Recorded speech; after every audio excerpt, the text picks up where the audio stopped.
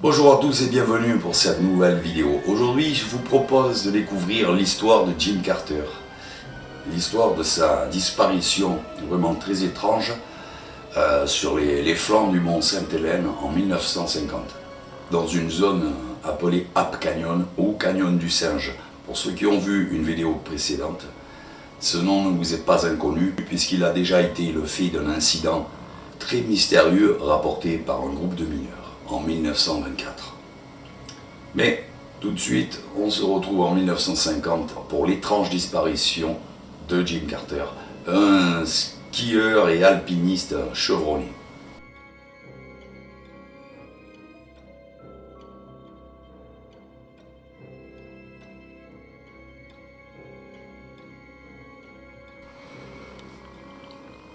Nous sommes au printemps 1950. Jim Carter, 32 ans, un skieur et alpiniste chevronné, disparaît lors d'une ascension du mont Sainte-Hélène, dans l'État de Washington, près d'une zone appelée Ape Canyon, qui se traduit par Canyon du Singe. Ce canyon doit son nom à un incident qui s'est déroulé le 16 juillet 1924 et qui fut relaté dans la presse locale. Des mineurs furent alors attaqués par des hommes sauvages ou des hommes singes selon leur récit.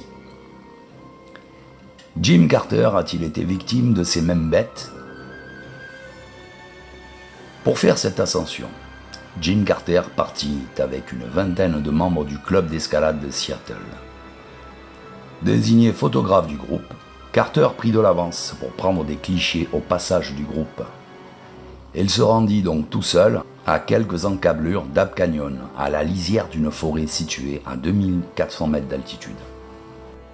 De là, Carter a soudainement dévalé la montagne dans une course folle, défiant la mort, prenant des risques qu'aucun skieur de son calibre ne prendrait, à moins que quelque chose n'aille très mal ou qu'il soit poursuivi. Il aurait apparemment sauté par-dessus 2 ou 3 grandes crevasses et descendu la pente comme un diable, semblant effrayé par quelque chose. Une opération de search and rescue fut rapidement mise en place. Les hommes de cette équipe constatèrent alors médusés que lorsque Carter atteignit le côté escarpé d'Ape Canyon, il était si pressé qu'il en descendit les parois abruptes sans s'arrêter, se jetant littéralement dans le vide. Mais ils ne retrouvèrent pas son corps au fond du canyon comme ils s'y attendaient. Jim Carter avait disparu brutalement et mystérieusement. Seule sa caméra fut retrouvée. Pas moins de 75 personnes passèrent les 5 jours suivants à fouiller le canyon, sans succès. La disparition de Carter était-elle liée au fameux incident de juillet 1924 entre le groupe de mineurs et plusieurs hommes singes, ou Sasquatch? Peut-être. Le docteur Bob Lee, du groupe Alpin International, membre du Seattle Mountain Search and Rescue, qui sera une décennie plus tard chef de l'expédition himalayenne de 1961, et conseiller de l'expédition américaine de 1963, fut l'un des premiers secouristes à monter sur place. Il repéra très vite les traces de l'homme porté disparu, qui semblait avoir skié jusqu'en bas de la montagne dans une grande panique, prenant des risques qu'aucun skieur de son calibre ne prendrait à moins d'être poursuivi. Bob Lee décrit la recherche de Jim Carter comme l'expérience la plus étrange qu'il ait jamais eue. Le témoignage de Lee fut le suivant. « Je pouvais sentir les cheveux sur ma nuque se dresser là-haut. Je me sentais comme observé. C'était étrange.